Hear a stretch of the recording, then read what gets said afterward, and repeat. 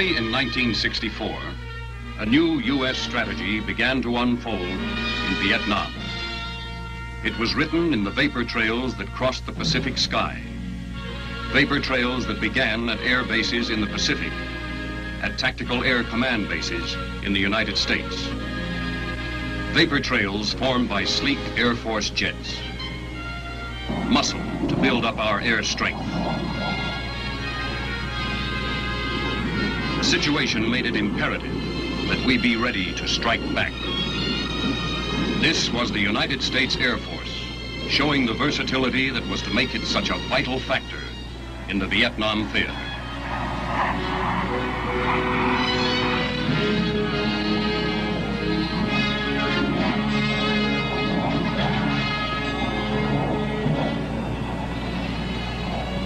Air-to-air refueling made it possible to deploy aircraft swiftly and efficiently.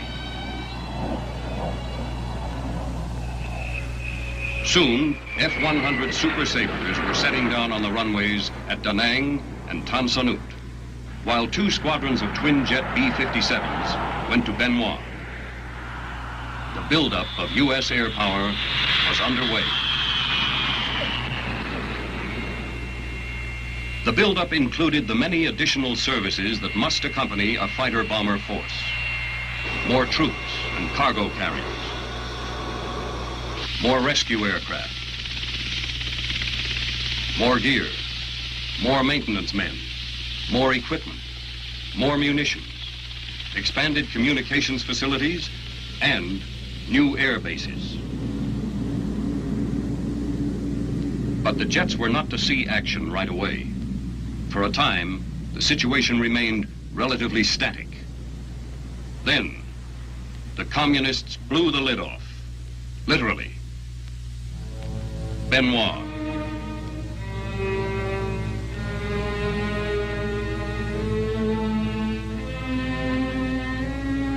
Pleiku.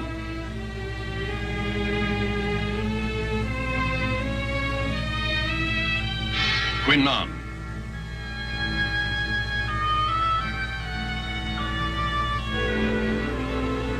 Tan Son Nhut.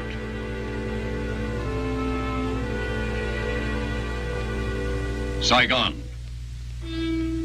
These direct attacks against U.S. forces, together with the growing number of atrocities committed by the Viet Cong, caused the U.S. to take a long, hard look at Vietnam. What it saw was ominous. The enemy roamed almost at will in the dense jungles, using tactics learned in almost 20 years of unceasing guerrilla warfare.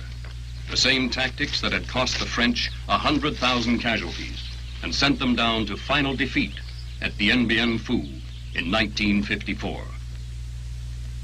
The Viet Cong controlled much of South Vietnamese territory into which they moved in men and supplies, virtually unhampered, along a vast logistic network, the notorious Ho Chi Minh Trail.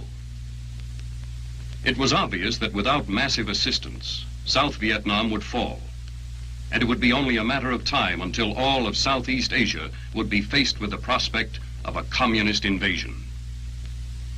Only hours after the Pleiku attack, the National Security Council passed a resolution authorizing airstrikes in North Vietnam. Within 2 days, U.S. airmen and pilots of the fledgling South Vietnamese Air Force launched strikes against military targets north of the demilitarized zone.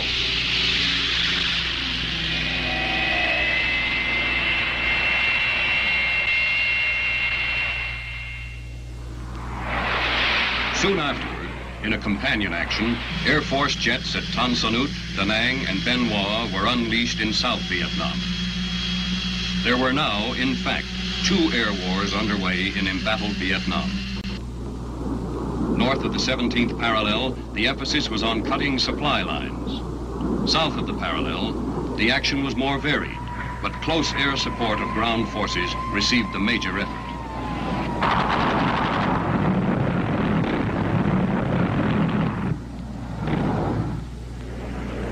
Now, the pace of the buildup redoubled. Additional squadrons of aircraft were deployed to Vietnam in a trans-Pacific migration of unprecedented scale. New airfields sprang into being with amazing speed. New launch bases for the ever-growing swarm of military aircraft. New logistics bases for the increasing demands of our ground forces. 69 days after the start of construction, operational aircraft began landing at Cam Ranh Bay. The interim facilities, built on a sandy coastal peninsula, now house a tactical fighter wing, an aerial port, and a vast logistics complex. Phan Rang is the home of another tactical fighter wing. These are but a few of the many primary, secondary, and P-patch air facilities hustled into existence in response to the need for more air power. Built by methods unique to our military engineers, much of this construction will be of permanent use to the Vietnamese people. Administration of the rapidly growing aerial armada was already well established. Pacific Air Forces, the air element of the Unified Pacific Command, is responsible for directing and supporting the bulk of Air Force activities in the Pacific. The hub of this vast command is headquartered at Hickam Air Force Base, Hawaii, linked to the Vietnam Theater of Operations by an ultra-modern communication system, keeping the PACAF commander abreast of happenings throughout the Pacific. This Air Force-operated communications network not only ties PACAF headquarters to its Pacific air bases and the United States mainland, but also allows for direct contact between this control center at Hickam and strike aircraft. Thus, a strike force headed for a North Vietnamese target is enmeshed in a communications web, the heart of which is the on-scene command in South Vietnam, located at Tan Son Nhut Air Base, headquarters of the U.S. 7th Air Force. Here, the result of the air power buildup is very much in evidence.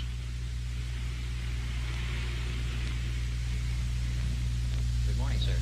On 27 February... While overall direction of Air Force operations in the Pacific is normally handled by PACAF headquarters, the 7th Air Force commander and his staff are responsible for the tactical forces employed in the Vietnam combat theater. Because Tan Son Nhut is frequently within earshot of the falling bombs, the cold facts of the regular briefings take on an added significance. Was a ground abort. In Tally-Ho, 101 sorties were flown. The 53 add-ons were 32 F-105s, 4 F-4Cs, and 17 U.S. Navy aircraft from out-country resources. The figures are constantly changing. At this moment, they are about to be updated. Dave, I've got our final IP at 12 o'clock, 5 miles. The combined U.S. and Vietnamese Air Force's Tactical Air Control Center at Tan Son Nhut Airfield provides the 7th Air Force commander with a system for centralized control of his air resources, geared for quick response to all requirements. Detailed control is delegated to the direct air support centers which direct all air activity in their respective areas. Tally-Ho, I've got the target at 1 o'clock. Roger.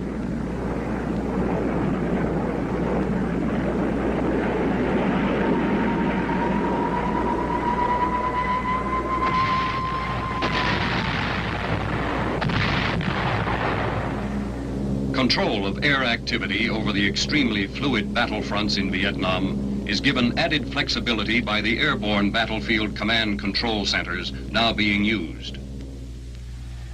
The heart of the system is a boxcar-sized package of communications and observation gear, which fits readily into a C-130 aircraft for airborne operations, or can be flown into a forward area and set up on the ground in 3 hours or less. The ABCCC is a versatile performer. Among its capabilities are the direction of joint air-ground operations, control of direct air support, the provision of airborne communications during special strikes, and command of air rescue activities. It can also serve as an alternate command post when fixed command facilities are under attack or when other communications break down. Air superiority is a decisive factor in prosecuting a successful war. And the first requirement for air superiority is control of the air, which includes protection of our own air bases from enemy air attack. communists have not yet mounted such an attack, though they have that capability. Should they ever attempt to do so, we have the air defenses to deal with them. Jet fighters are constantly on an alert status at bases in South Vietnam. Powerful radars search the sky, and reconnaissance aircraft keep a wary eye on enemy airfields in the north. If the enemy should make an offensive move, the reaction would be swift.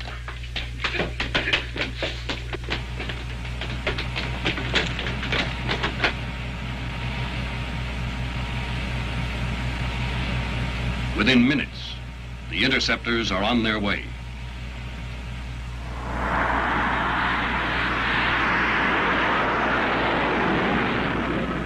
In the instances over North Vietnam where Red MiGs have challenged them, our aircraft and air crews have proven to be vastly superior.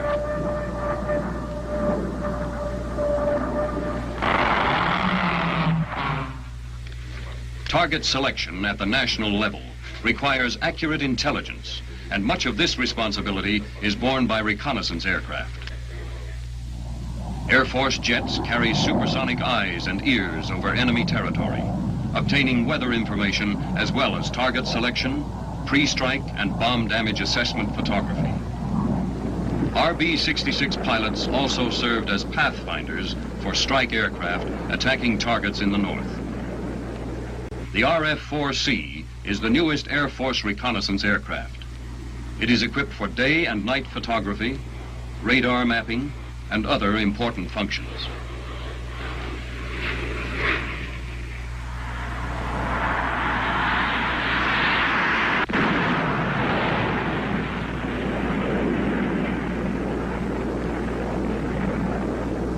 Nothing is immune from the prying cameras. Not even the enemy's ground-to-air missile sites, where the blinding speed of these supersonic jets flying at low levels catches the Reds napping. The conduct of this type of air war involves much more than bombing and strafing attacks, particularly in the guerrilla environment we are facing in Vietnam. One tactic the enemy has used to great advantage is the ambush. From hiding places in the dense forests, he has been able to spring deadly traps on Allied troops and convoys, and then vanish into the jungle like the drops of a monsoon rain. This kind of attack is being made increasingly difficult by spraying a non-toxic type of weed killer on the jungle growth bordering Special Forces camps, important road routes, and likely ambush areas. One small group of Air Force pilots is fighting another kind of warfare, the battle for men's minds. Their only weapons are 2 loudspeakers, a tape recorder, and bundles of multicolored leaflets. The leaflets and the voice broadcasts are designed to influence the Viet Cong and their sympathizers to defect. Some warn civilians to leave a military target area scheduled for attack. The value of these psychological warfare missions can be judged by the hot ground fire that greets the tiny unarmed U-10 aircraft, and by the many defectors who turn up following each flight.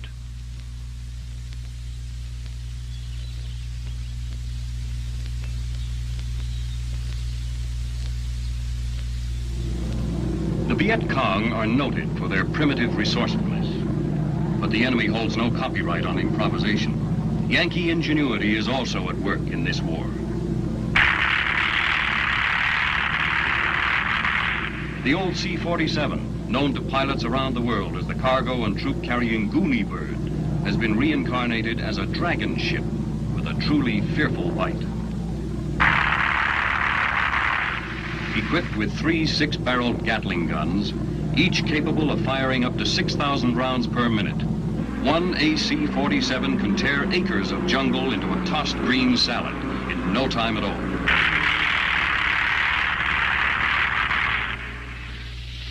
Air supremacy is of particular benefit to air rescue crews, who have saved several hundred downed airmen since the war began.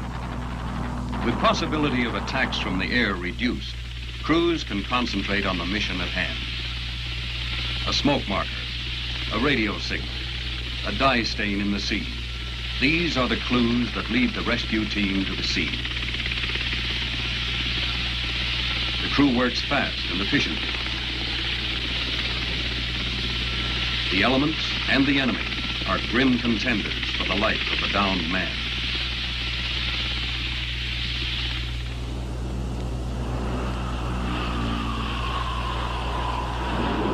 Assault airlift forces have made indispensable contributions to the Allied effort in Vietnam. Since only 20% of the roads in the South are under government control, airlift has become the civil and military lifeline.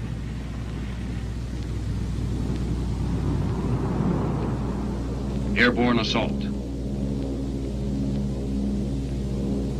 Airdrops of munitions and supplies to inaccessible areas.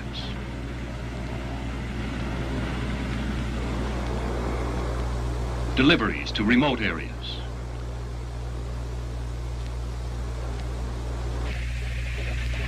Evacuation of the wounded. Relocation of refugees are daily combat support missions.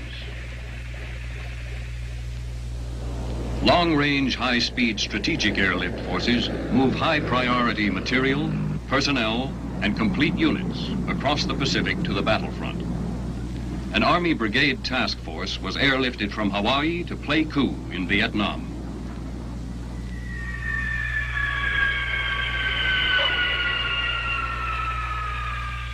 The movement involved approximately 3,000 troops and 5,000 tons of equipment, airlifted over a 6,000-mile route, averaging one departure or arrival every 2 hours and 45 minutes during the period of deployment. Troops airlifted by the giant jet transports can be ready to engage the enemy within mere hours after they leave their bases, even distant bases. But air mobility pays off in many other ways. It not only gets the troops there, it helps them to stay there. In the South, there are no well-defined battle lines. The enemy hits and runs. As often as not, he looks and dresses exactly like the friendlies, and his attacks are vicious. This kind of warfare calls for a heavy reliance on air support. Very close air support.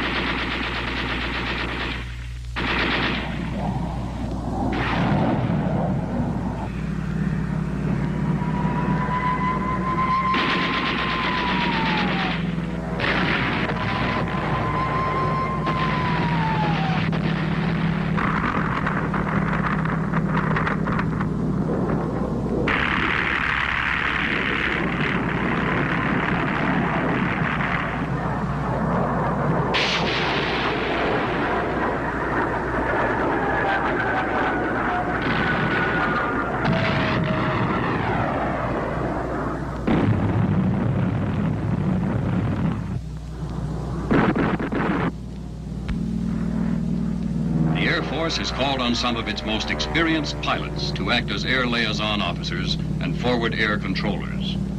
Flying over the hottest action in pint-sized O-1E Bird Dog aircraft and from ground positions in radio-equipped jeeps, their performance has become one of the fabled stories of the war.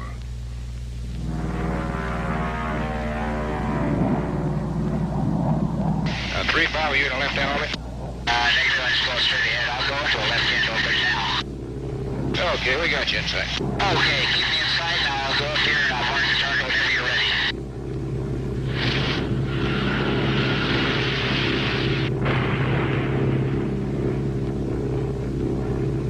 I'd like the first bomb just north of my smoke, about 100 meters. That's just a couple different routes. Okay. 3-5, we got any friendlies in the air? Roger, nearest friendlies are 2,000 meters to the west. Okay. You still have my smoke? I got your smoke still, right. Madam 2-1, set up hot in pairs. 2, Roger. That looks pretty good. I'd like you to keep your passes as steep as possible and be especially vigilant for helicopters.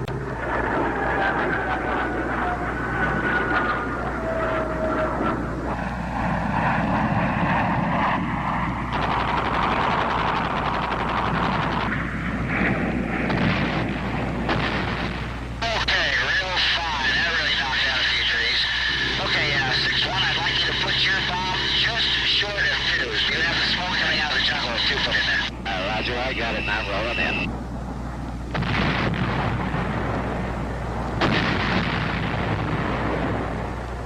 The forward air controllers live and work with the Vietnamese and with U.S. ground forces in the field. They become thoroughly familiar with the local people and with the countryside in their assigned area. They fly daily reconnaissance missions, and they direct airstrikes from first-hand knowledge of the conditions that exist under the screen of jungle foliage. So accurate is their guidance that hard-pressed ground commanders often ask for airstrikes within mere yards of their own lines.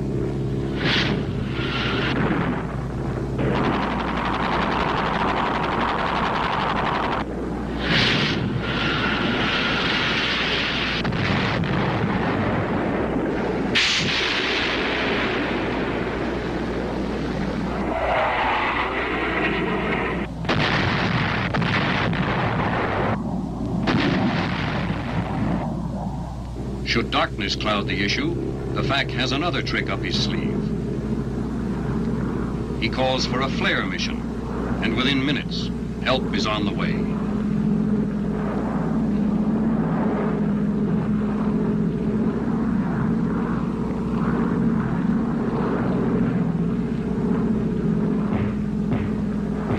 Like cosmic searchlights, brilliant 750,000 candle power flares drift eerily earthward, depriving the attackers of the cover of night and lighting the way for the fighter bombers.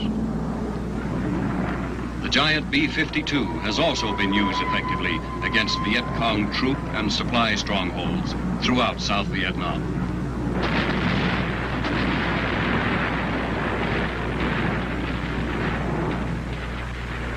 The air war in the north is far removed from the mud, sweat, and blood of the ground fighting, but it is no less savage. Here, slamming speed is the keynote, and aerial interdiction the main objective. Interdiction, by definition, to prohibit. In war, it means attacking the enemy's lines and sources of supply. Purpose? To starve his fighting forces by denying them food, arms, reinforcements. The steady pressure of aerial interdiction in the north is not only blunting the point of the offensive in the south, it is inexorably weakening the whole economy of the communist north.